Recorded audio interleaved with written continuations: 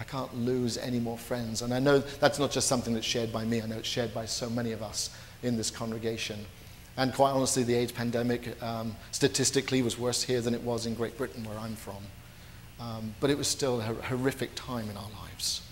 And I think about those lives.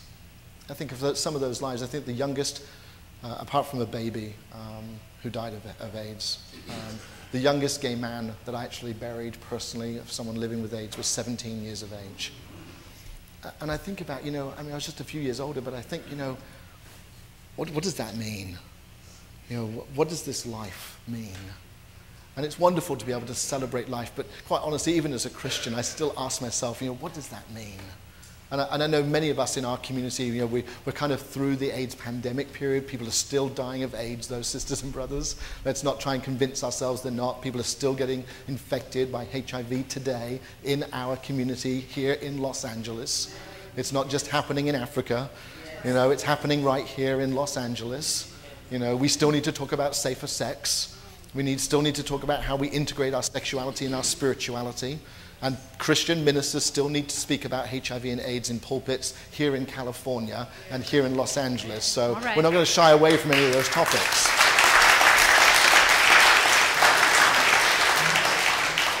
And quite honestly, we need more churches like this that will help our young gay men and some of us older gay men to realize our own self-esteem, and our lesbians and our bisexuals and our transgenders and our straight folks.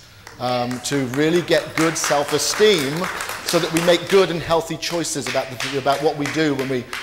Anyway, we'll talk about that in Bible study.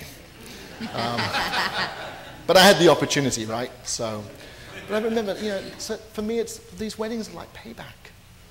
They're like, now I get to celebrate life while it's happening.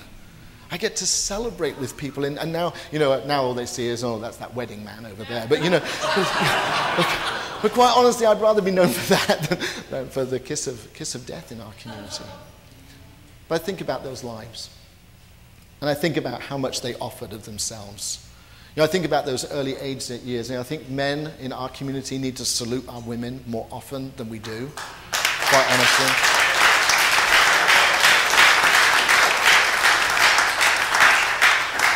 And I think really if we're an LGBTQI community, we need to really salute one another for getting through those years.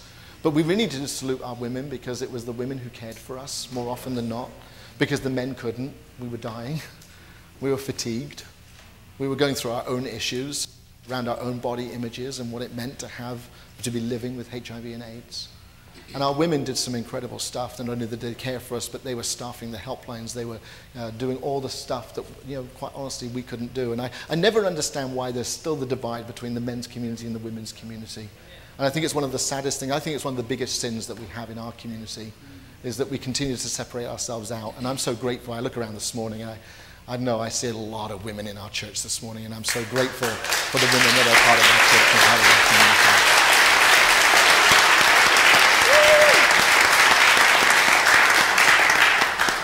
Sisters and brothers, though, the people, they sowed seeds for us. Yes. They sowed seeds in our lives from the gifts of their own lives. They could have just walked away. They could have just said, you didn't want us when you were healthy, so why would we want you when you're dying? They offered of their gifts, and so many of us in this church have offered of our gifts in so many different ways. So many of the folks who are not present with us this morning have offered their gifts.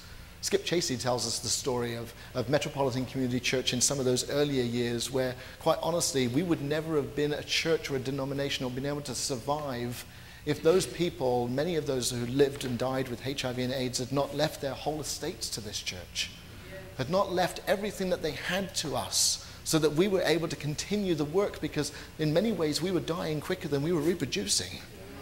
And he tells us that story over and over again. I don't think he tells us to make us feel guilty. I think he tells us so that we can be grateful for the seeds that other people gave that we are now reaping from here in 2008. I think it's really important that we honor our past, especially as we move to our 40th anniversary, that we honor those men and women who gave so freely of their gifts so that you and I could sit in this church this morning. All right. I really believe that we should salute them, honor them. All right. And yesterday in our church, we saluted and honored one of those same folks, Bill Coffey, who was the founder of CMA, Crystal Meth Anonymous. He founded Crystal Meth Anonymous 16 years ago. You know, we think it's a new phenomenon in our community. Bill Coffey, a member of this congregation, founded Crystal Meth Anonymous 16 years ago and died of old age, I'm glad to tell you. I mean, isn't that just amazing? He died of old age. I hope I die of old age. I really do. All right. But I hope it's quick. So anyway. But you know, he died of, and we celebrated his life in this church. It was full to capacity yesterday of men and women who were so grateful to Bill Coffey. You know, many of those folks said that they owed their life, literally, owed their life to Bill Coffey because they were able to get into recovery and to find new hope. And they shared yesterday that their real responsibility now was to carry out his bequest, was to make it real in the world today and to continue to spread the message of recovery in the community. As they had reaped from what Bill Coffey sowed in his gift, they now have to sow those gifts of recovery in our community so that others might reap of those gifts in the future. It's the cycle of life. It's the way we give and receive, the way we receive and the way we give. That's our seasons of giving in so many different ways. This morning on the altar, you will probably see a picture. If you can't see it, it's a picture of Reverend Elder Jerry Ann Harvey. And Reverend Elder Jerry Ann Harvey was a pastor of this congregation quite a few years ago. She was the pastor here for 2 or 3 years.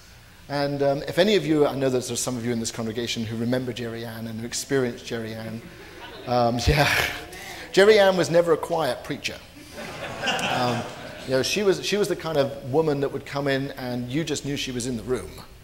You know, she was an incredible woman. She was a great healer, an incredible teacher, a wonderful inspiration. She knew what the gifts of the Holy Spirit were all about.